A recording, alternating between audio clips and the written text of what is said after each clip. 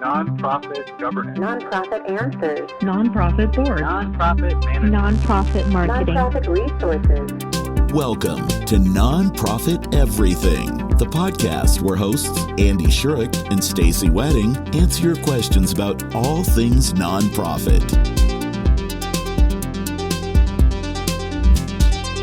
Welcome back, everybody. So I'm really excited to have Margo Walsh, who is the founder of MaineWorks, and we'll talk about why that's important in just a second. Margo, would you like to introduce yourself for us? Yes, thank you so much for having me, Andrew. I really am honored and delighted to be here. In 2010, out of my own recovery from substance use disorder, I was volunteering at the WET shelter, which is considered the alternative to jail. If someone is under the influence but not disorderly, they are carted off to the WET shelter where they can have shelter, be cared for, made sure that they're safe. And it changed my life because I had never really seen that level of abuse, frankly, and I'd never seen the complexity and myriad social challenges that go along with that level of abuse. And then by just happenstance, I guess I was feeling quite altruistic in those days. I started volunteering also at the Cumberland County Jail Pre-Release Center. And there I discovered the possibility for what has become MaineWorks. And that was, here these young guys were sitting in a pre-release employment setting at the jail, and yet they were being sent out to these really hopeless, low barrier employment outcomes. And I thought maybe I could find a better job for them so that there could be continuity when they get released, that they could actually step out of jail, it was, into a higher paying, more sustainable job, which happened to be the construction industry. So that's how it all started. So thank you for having me. Of course. And yeah, we're excited because this question, as soon as we read the question, I felt like I knew who I wanted to call. So, so here's the question we got. We are exploring what it means to have more inclusive hiring practices. Do you have any stories or examples of what this looks like in action or organizations doing this well? And just to cheat, that's why we called Margo, right? Here's an organization doing this well. And to sort of tee it up to, MaineWorks is a for-profit, not a nonprofit. That's correct. Right. So, and you're a certified B Corp, which is also very, very cool. So just in case folks are thinking that this is a nonprofit thing, just wanted to sort of clarify that right at the outset. But so tell us how does MaineWorks, what was the impetus of it? When you decided that this was what you were going to go do? You thought construction, you thought we can get these guys jobs. Immediately my first thought is that, well, you're bringing in someone who's potentially a difficult person to get hired. Like, what was that conversation like with those first employers? Like, how did you sell that? So I sold it on my own conviction that as long as these guys, it happened to be all men at the time because the pre-employment setting, the pre-release setting was male oriented, that if they were in my care and custody, that they would have my care and custody during the course of the 8 hours that they were at work, and otherwise were still under the care and custody of the Department of Corrections. So that was very easy, frankly, because everyone knew that they were housed and being well cared for and fed and that stuff. And that the jobs that I found were really only at these industrial construction settings where there are a lot of rules and regulations and accountability. You can't just be dropped off at a residential construction site and left to kind of wander on your own. There was a lot of accountability. And actually, the great part of that was there were a lot of opportunities to learn and develop skills that they might not have ever been exposed to before. The reason that I started this company, MaineWorks, which is the name of the LLC that I run in Maine, which with offices now in New Hampshire and Massachusetts, was to break a stereotype, which was felons would not be hired. And so I thought, okay, let's turn that upside down. And I feel like B Corp, the ideal of B Corp is often quite disruptive, right? So you have to be thinking of things outside of the box and looking at things differently. And a lot of nonprofits have done that for many, many years. But when you attach a business to it, it expects a business outcome. So you're kind of privatizing a public problem, which is in this case, lack of employment for people with criminal histories. And so that was an easy barrier to say, okay, let's overcome that barrier by providing the employment. And then the cool thing that happened was that there would be a sense of empathy and camaraderie built among the guys who were in the workforce. So there's an accountability. So automatically, I had this great outcome, and because it was unprecedented, I didn't know how it would go, but there was a lot. The indicators were people were showing up every day naturally while they were still incarcerated. That was fairly easy. But even when they got out, the big question was, would they be able to sustain employment post incarceration? And the answer to that was yes, with continued supports. And so there's a perfect example of hiring a population that were traditionally overlooked. And then underneath incarceration in Maine, anyway, is often poverty and drug and alcohol related behavior. So my theory was, and also in recovery, as I mentioned, that if you take the substances out of the equation, then the individual is less likely to reoffend. So now I've covered two buckets. I've got the formerly incarcerated and people in recovery from substance use disorder. And then the tertiary population are those with mental health challenges that all go together. All of those are always interconnected. And so now we're starting to look at some real social change because we're saying, how do we move people from tax burden to taxpayer? Okay, who are the traditional tax burden population and why? And how can we move them into this taxpayer outcome, which is great for the state? I'm not really wild about saying it that way, but it's very obvious to some people. And furthermore, what do they need to be successful? And you really start to look at how can you create an environment for success as a private company? And we knew automatically that it was things like, do they need transportation? Have they had their physical well-being checked out within the past year or so that we can determine that they're well enough to be at work? So all of those types of things that are usually like the role of a traditional case manager, we kind of internalize that to say, and what do you need and what do you need? And so with every time we said that, we thought we're creating a rationale now for an associated nonprofit that could swim along with us and do those things. Because up until that point, which was 7 years in, I was handing that money out the door, like bus passes, bus fare, new boots, all that stuff. I was just paying for, which really eroded our profitability. And so the nonprofit naturally was able to say, okay, now that MaineWorks has legs and has a proof of concept, how can we offset those expenses? And so the 501c3 nonprofit Maine Recovery Fund was established in 2017 to provide that kind of case management that I mentioned in a more holistic way, as well as transportation to again, take away the barriers that would preclude this population from being able to maintain employment. So MaineWorks is the company and Maine Recovery Fund is the 501c3, but we're in the process right now of rebranding the nonprofit to be called United Recovery Fund to reflect our regional expansion and aspirations for broader expansion. Yeah, that makes sense. I can see where that would be a challenge. As soon as you expand to Massachusetts, you're no longer in Maine, correct? That's right. Although MaineWorks, the company, is still has brand recognition enough, like Arizona iced tea, that we're going to keep MaineWorks. There you go. That makes sense. So if you were thinking the idea of using folks that are difficult to employ in typical positions because there are barriers, and you look at that as a potential workforce, a potential labor force, and nonprofits very specifically have difficulty hiring. We talk to nonprofits all the time that just say there just aren't enough people that are willing to do what we need them to do. Do you think there's broad applicability to what you're doing to other kinds of things that aren't construction or really like well controlled situations? So could a nonprofit just pick this up and go with it? So bear in mind that everyone that works at MaineWorks now in our corporate entity have the same lived experience. So I took a further risk on people based on their merit, not their resume.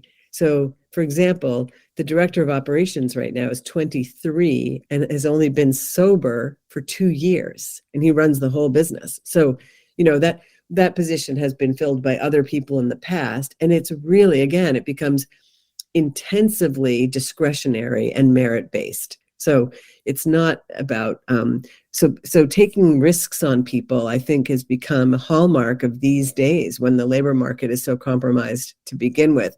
So I really think that if you have expressed an interest in hiring people for any type of position, that in your organization's ethos, that you start to be more intentional about looking at every single person as a potential hire or conversion from one job to a different job. Because I think that's one of the mistakes that most employers make, is that they become so enamored with the merit of the individual in that particular function that they can not even contemplate the idea of moving that person internally, because then they'll leave their current role and responsibility unmet. But I think there needs to be a constant reevaluation of staff, and are your people deployed to their highest benefit and interest?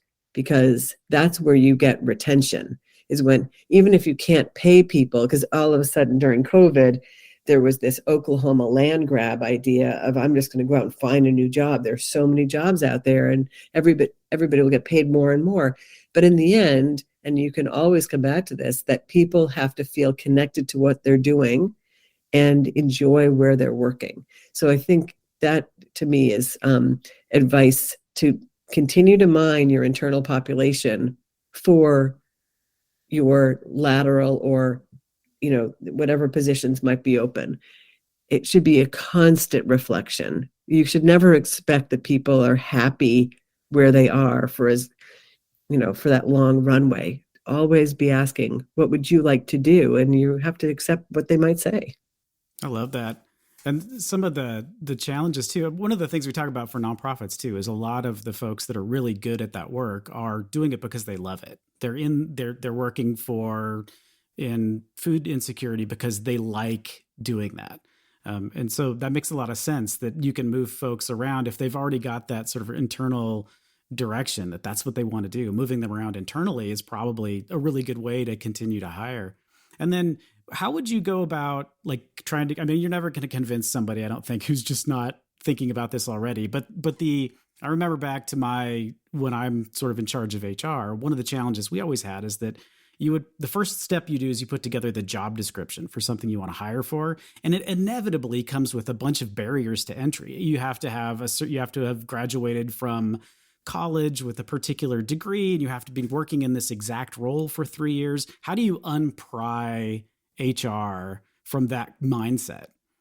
By fully reevaluating the merit of each of those claims, really, because you'd be surprised how people will become more flexible in the presence of a really fantastic personality that might not have all of those. So it's unlikely that they will have adhered to all of that across the board for every hire. Very often you'll find exceptions, of course. And of course, there are necessary credentials, and I fully support and agree with credentials. So if it requires an MSW, then unless the bigger system changes, it still requires an MSW. But beyond that, and I can't believe I run a company now that no one has a college degree who's in the management, which is shocking, because I recruited for investment banking where college degree was the minimum requirement. Right. So I think it is, when you have a huge company that's had, again, remember, Andrew, that all of these companies' protocols were developed over years, decades usually. And so if you have a behemoth like one of the big, nonprofits that we all know, I won't name names, but they just have so much built in and so much built into those structures that I don't think it takes much to topple that. I really think you can start to challenge that, and it takes a challenger. It takes someone who's willing to step in and say, let's review all of these job descriptions and see whether they really have value today. in this job market. I mean, you have to be more savvy. There's no time for all that bureaucracy anymore. No one has, and this next generation coming up, I just spoke at this affluent private high school, which is like the best academic setting in the country. And I presented at their assembly. And afterwards, all of these students came up. They were so invigorated by social enterprise. They're not going to adhere to any of that. No way. We'll have to throw all of those ranks and structures right out the window, because this upcoming group are not going to be interested in conforming to that level. No way. Yeah, I've seen that too. It's like your newer generation that's coming in is not interested in playing by the existing rules. They want the new rules, which is cool, I think. Yeah, I think it's cool too. So it's funny. We had a question that came into the podcast not that long ago too. Was should I go back to school to get my master's degree in nonprofit management? Is that going to do more for me to get higher in the ranks of nonprofits? And the answer was, well, you have to think about what it's buying you. Like, what are you going to get from that? Is it information that you need? Or are you just really interested in having more letters after your name? Are you thinking that's going to get you in the door faster? And I can see where some organizations it might get you past that first screening round where it's a pile of, 700 resumes that were all culled from something on LinkedIn or something. And then they just have to sort them into piles. And so that's how they do that initial sort. So in imagining a world where we're talking about people on their merits and not necessarily on like what their resume, how a computer can sort their resume. Like, how do we get through that first stage? How do we go from 700 resumes to like people you actually want to hire? I think that I look at it from the resume submitter, the person who submits that resume. How do they differentiate themselves? And I think that for me, rather than relying on that pile of resumes for open positions, I think it has to do with the further up the river networking constantly. So it's not going to surprise you all of a sudden that you're going to be looking for someone with these credentials. So I think as a HR person, you should be looking for those credentials long before the need arises. You should have, I think it's now the kind of modern HR person's responsibility to know everyone. And that's easily done these days. And also to be attending things like this, like listening to your podcast, and because it's available 24/7, you can, keep yourself current and that kind of curiosity about like delving in to figure out, and you should know as an HR person what the landscape is at your company, where you might need people eventually, and be constantly taking inventory of that. There's nothing worse than ending up needing to fill a job flat-footed. That shouldn't happen. That's interesting. It's funny. Like when you say things and they're just obvious, right? because that seems to happen all the time, especially in nonprofits. Somebody gets a different job, they move on, and all of a sudden you need a director of development. And so you're scrambling because there's, you don't think that anybody currently in the organization is grown up enough to take on that role. And that's a tough role to fill just in general. Like there aren't that many seasoned fundraisers out there, right? So you're right. You do need to constantly just have that bench strength and then to know the landscape so that you can bring somebody in. So, wow, that's, it sounds obvious when you say it out loud. I haven't looked at a resume since probably 20 years, because again, it's not the way things go anymore. It's just, it's all like LinkedIn or other social media or your connections. Like when I don't mean to digress, and maybe this is too much of a digression, but I was working for an investment banking firm. They hired me to help them recruit. And I thought, why am I here at your company going to hire an executive search person when everybody at this company already knows all of their classmates from Harvard, all of their classmates from, UCLA? I shouldn't be paying a search firm to come in and do this. Let's mine this internally and figure out, give me the names of the people. And as a consultant, I could do that, because then I could make the phone call and say, I'm calling on behalf of, John Smith, who gave me your name as a classmate of his from Princeton. That's how it's done. It's all about, in my opinion anyway, it has way more to do with, because then you're more likely to hire in their likeness if that's the kind of if this guy John Smith recommended people, then I can rest assured that John Smith has already done some of that vetting in his own mind. And that works for diversity as well. If you're hiring people who are coming from a diverse background of whatever it might be, then there's a chance that they will have fraternized in some capacity with other people that they might think would be a good fit for this organization. So I think it's more disingenuous to go outside and start saying, we're hiring for a director of Jedi, and then have your Jedi guy thinking, why are you going outside to do that? I know 5 guys that I'd recommend. Make sure you're asking internally first. And shouldn't feel threatening. It should feel empowering. That's interesting too, because it kind of brings it back to B Corp stuff too, is that you want your company to be you want the folks that work at your company to be so into it that they want people they know to come work for you too. Like it's such a good place to go, and nonprofits should feel the exact same way.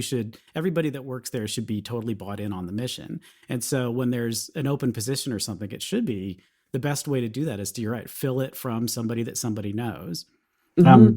I think you may end up with a challenge with diversity there, right? Because people tend to know people that look like them. And so you might have to go a little bit farther afield to try to make sure that you're not just hiring the same guy over and over and over again. Right? Of course. Well, no, yes. That's assuming that you have some modicum of diversity already. And in this day and age, most organizations should. One would hope. You would hope. Okay, so we've talked about folks that are coming out of jail. What other groups would you consider that we should be considering, or what other things should we be considering around other groups that are typically difficult to hire? So in this employment moment, just as an anecdote, last week, I went in and spent about an hour with an attorney to say, are we eligible to hire people on an H-2B visa? Therefore, I was prepared to go in and say, how can I possibly, first of all, do I qualify as a staffing company? And now off I go to Honduras or Jamaica or someplace, or sort of any place outside of this country, and I'm going to identify populations of people and pay for their transportation and pay for all this stuff up front, and then bring them here so that they can work legally for my company. And all I could think of the whole time is how frustrated I was that I know for a fact that down the street, there are asylum seekers here in this country, legally here, who are not eligible to work because our system is so backed up and so broken that they have 12 to 18 months waiting period before they can even be considered, before their date for consideration for asylum for work papers as an asylum seeker. So I think that system is a call to action, that we have to go outside of the country to bring people in to fill jobs when there are people literally in this country already legally here on asylum seeking status or refugee status who are ineligible for work for a lack of process for us to get them their work authorization papers. That's inhumane, in my opinion. You cannot bring people here and then expect them to either fuel the under the table labor market, which is what they end up having to do, or become trafficked as employees for this in the same way that women are trafficked, frankly. They're exploited, they're taken advantage of, and they're overworked illegally and underpaid massively. So that's my new frontier. Interesting. Are there nonprofits or organizations that are working on that specific challenge that you're aware of? So if you look at the United States government right now, it's actually Congress that can fix this, and the level of infighting and protest, and the minute you say anything related to new Americans, it sets off this whole political backlash. Right. So that's where the answer lies. It's a federal government fix that has to pass that will say that we will shorten that time frame from 18 months or a year to a more manageable 3 to 6 months. So, but without the will, like our elected officials are in Washington representing the views of their demographic. Let's just say that's what it's supposed to be, right? But if no one has the will to require addressing these issues, then we spend more time investing everybody who becomes a president, right? So that's the fodder, as opposed to these really important issues. And that transcends both political parties. Everybody seems more interested in pointing fingers than getting work done. And to me, and we have a huge labor problem in this country. No one wants to work as hard as they used to, which is a foregone conclusion. And we're not allowed to talk to people who are here who already could be working but can't.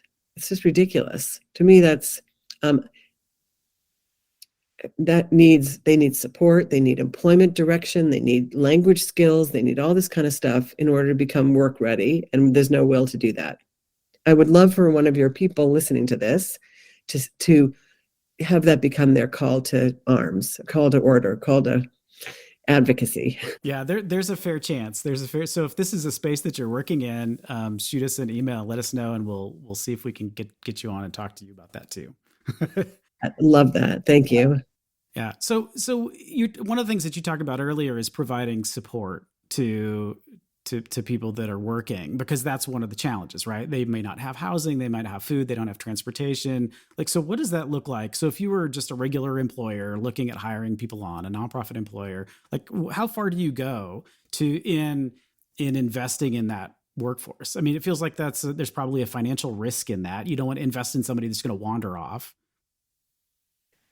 Every private employer will say the exact same thing, because the turnover or ghosting, even before start date for private companies, is shocking, actually. It opens up a whole new landscape of what employment looks like these days. But in any case, we calculate that cost per hire at MaineWorks with the support of Maine Recovery Fund to be on an average of $2,000 per individual that we hire. And where we get that number basically is rent assistance for a month or so, which in many cities would already be the $2,000, but outerwear appropriate to whatever kind of seasonal work they're doing. And then transportation is the big one. So I kind of have accepted right up front that anyone that we hire at MaineWorks is going to need some degree of support up to an average of $2,000 per person. So we fundraise for that, because without it, they're dead in the water. Without it, they're a tax burden. So I wish there was a will of some federal program that said, wow, we see what you're doing. We'd like to help offset that, because we understand that without that, they're dead in the water. And they're big ones. It's, where am I sleeping? It's, if you go back to Maslow's hierarchy of needs, if you don't know where you're sleeping or what you're eating, you have no capability to aspire to anything. And if the cost of that is a paltry $1,500 or $1,000 just to get someone into a safe, sober house or something, I think it's worth it. I think, because saving lives is worth it, in my opinion. And these people have all identified as work ready. They show up at our door because they feel like they can hold a job. So why don't you do as much as you can to dignify that and engage them? And believe me, the cost, what we expend in those few dollars to upfront gets paid back over time through, loyalty and showing up, and then they end up becoming leaders and there's that thread of empathy. So people that we treated with that kind of level of engagement and dignity will hand that to the next guy, and we see that all the time. It's really cool. That's amazing. That seems like a really good investment for $2,000. Without question. Think about it. I would do that. We don't go to any events, and we could be doing these boondoggle trips all year long and all this stuff as a private company. You can go to the conference in Vegas. We don't do any of that in favor of making people feel welcome and of value. That's pretty nonprofit-y. It really is. It feels very nonprofit-y. Especially foregoing the meals and entertainment. Yeah, exactly. That's very nonprofit-y. Well, that's why you get into development. You get into development so that you can get all the meals and entertainment you want. Yes. So tell me about, what does this look like in terms of retention? Like, so do you see better retention with your employees than a typical company working the normal way? Yes. We were set up as a staffing company with an expectation of having people become hired by one of our clients that pay us. That's how it works. We have a service, we provide labor support, and then our clients pay us for that. And in exchange for what they pay us, they get a great guide of work, and they also get we offset the cost of their payroll expenses and workers' compensation, very importantly. So we were expecting that everybody would want to transfer to our clients within 3 or 6 months, and then off they go. They've now got a job with one of these fantastic industrial construction companies with a future and a pension and all that kind of stuff. But the paradox is that MaineWorks created such a safe place for them at that vulnerable time that people don't want to leave MaineWorks. That's actually such a blessing, and we're thrilled about that. And we could try to find jobs for people that they can just stay working for different construction companies or the same one for a long time. And we've arranged that with our clients directly. But I think the best way to value your impact is through retention. And if you have people that are sticking around and want to stick around, and the other side of that is you should be darn sure that you are doing what you can financially and through benefits and time off and stuff for your high performers. So I'll kind of end with this. We started doing something that an old boss of mine once said. He said, you should try to starve the turkeys and feed the eagles, because if you end up feeding everybody, you end up pissing off the eagles, and then you're managing to the middle. And so no one it doesn't feel very motivating to end up feeling like you're in this mediocre pile. So really be intentional about making sure the people that are really showing up and making a difference get paid differently than the people who are just calling it in. I think that's a fantastic way to end. Margo, thank you so much for joining us today. Thank This was you. absolutely wonderful. We're going to put contact information for MaineWorks in the show notes so that people can, number one, the photography on your website is absolutely astounding. It is. So I would recommend, if you want to see some amazing black and white photography, your website is great. And just say a quick note about that. Yeah. My dear friend Joanne Arnold, who is a photographer who never took pictures of people, she was a landscape photographer.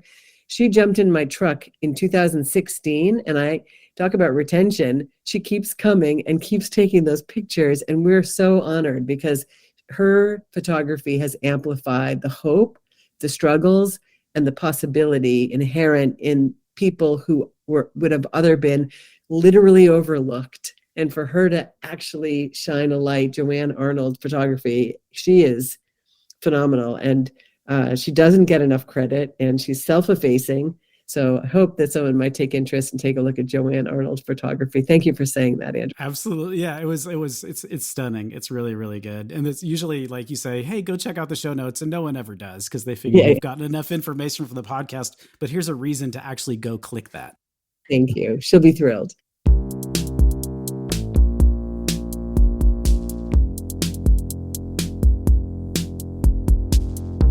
Well, thanks for listening. We really appreciate that you've taken the time to join Stacy and I today to talk about nonprofit stuff. We will be back in 2 weeks with yet another episode of Nonprofit Everything. In the meantime, send us questions. I think I've still got some stickers left. If you want a sticker, send us a question with your mailing address, or just send us your mailing address and we'll send you a sticker. We're not picky. So go ahead and do that, and you can get a Nonprofit Everything sticker. And with that, we will see you in a couple of weeks.